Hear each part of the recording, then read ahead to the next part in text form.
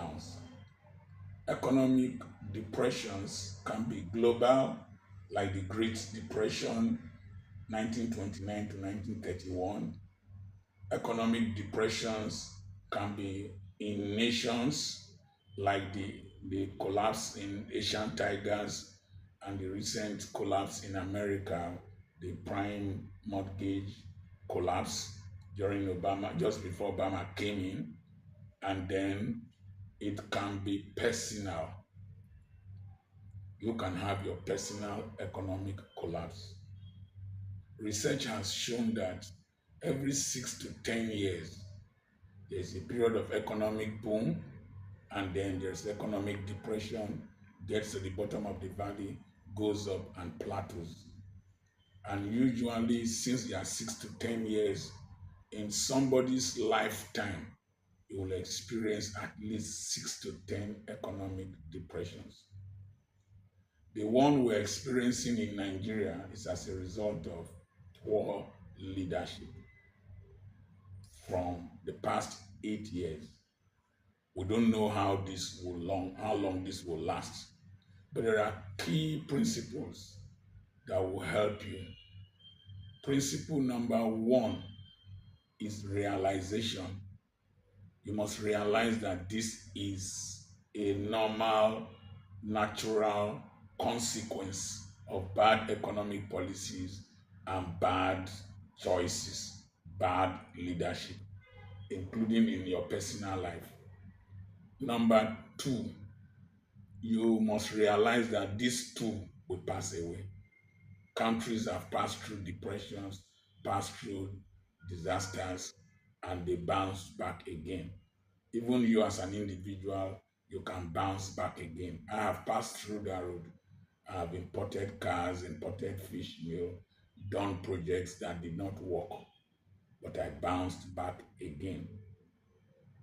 Then the next thing is that you must review your life. Where have you gone wrong? If we look at Nigeria as a case study, we are politically reckless and naive. Number two, we are too wasteful. We are too wasteful in our expenditure, in the things we do, in the salaries we are paying our senators and all that. We are too wasteful in the cars we drive. We like grandiosity. We like to drive Maybach, Lamborghini with very bad roads. We are too wasteful.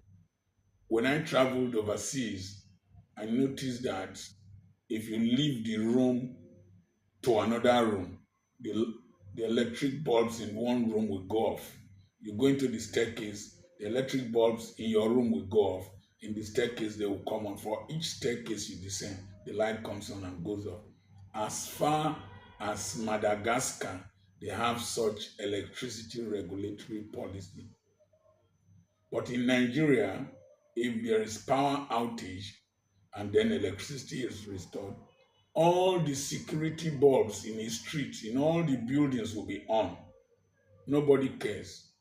In Nigeria, a community can have a borehole water tank installed for them.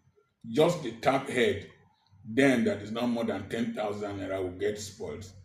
The community leadership, an individual will not repair it. The water will just be wasting away. They don't know its resource. You pump it with petrol or with diesel or with solar. It is energy. So we are very wasteful. I went to give a lecture somewhere in a school, and the driver that was sent to come and collect the children, I stayed there for more than an hour. He wound down the glasses of the car and put the air conditioning on. And he was there with the air conditioning on with some overspoiled children playing. They will play, come back, run into the air conditioned car that was on. There are countries in Europe, people are paid to tell you to switch off your car because of global warming.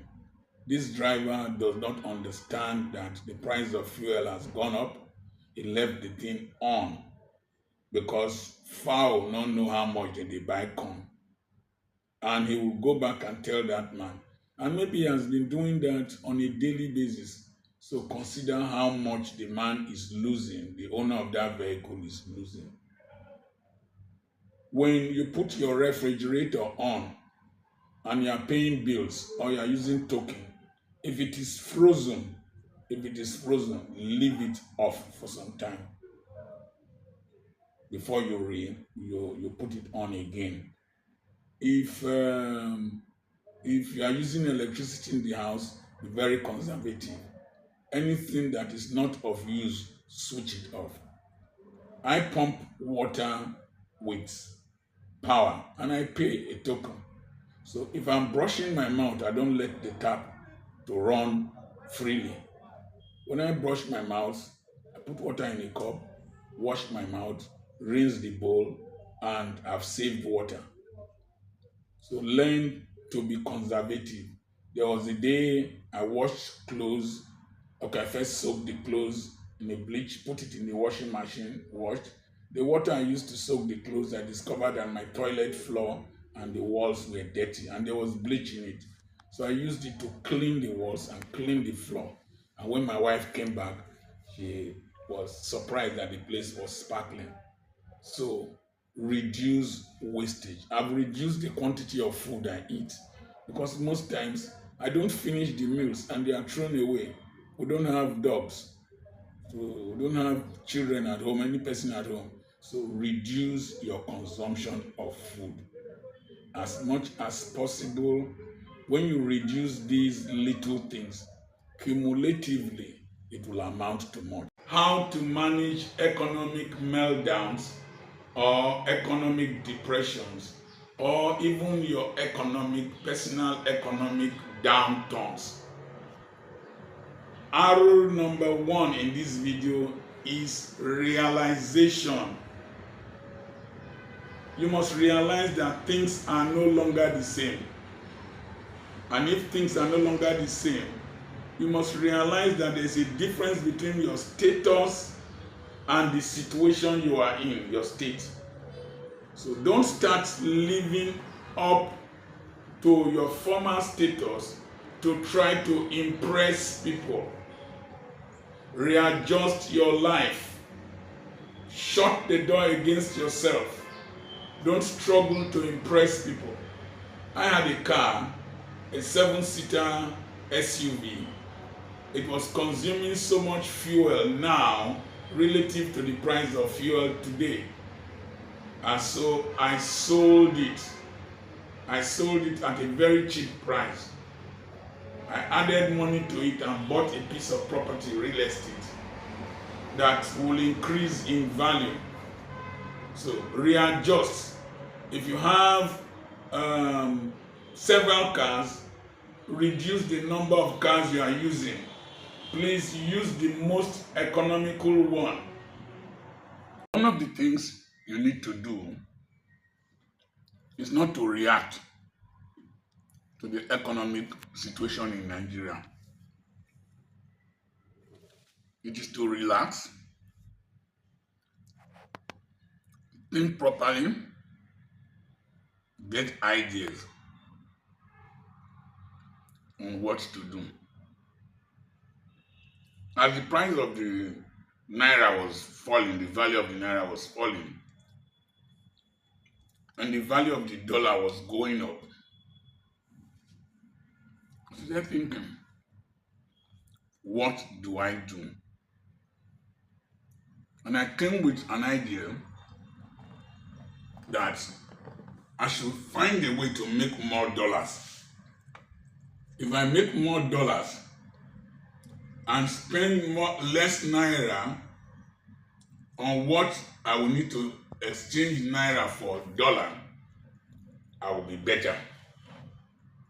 So I had to reactivate my business that gives me dollars, put in more effort, drive it, remodel it, so I make dollars in Nigeria. So as the value of the dollar is going down, naira is going down, my my dollar going up, my naira quantity increases. I will not just keep naira. I will reinvest it in real estate. That will also increase in price. So I'm increasing the value of my effort by investing my energies on what can give me what is increasing in value. If I make the naira, I will invest it in what will increase in value, even if I am not working.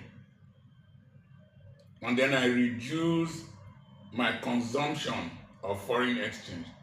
I am not going to use my money to buy a ticket to travel to any country.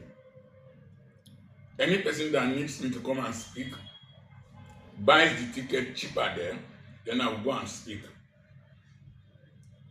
Now, the next thing was that my cassava, I did not uproot my cassava since I knew that the value of the price of Gary would go up in February. Today, the price of Gary has gone up.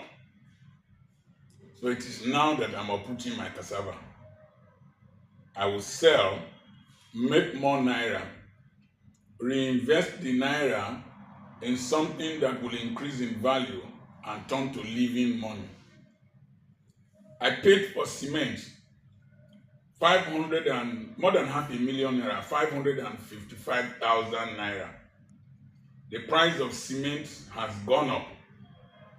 I have suspended the project. I'm going to withdraw my money from that man.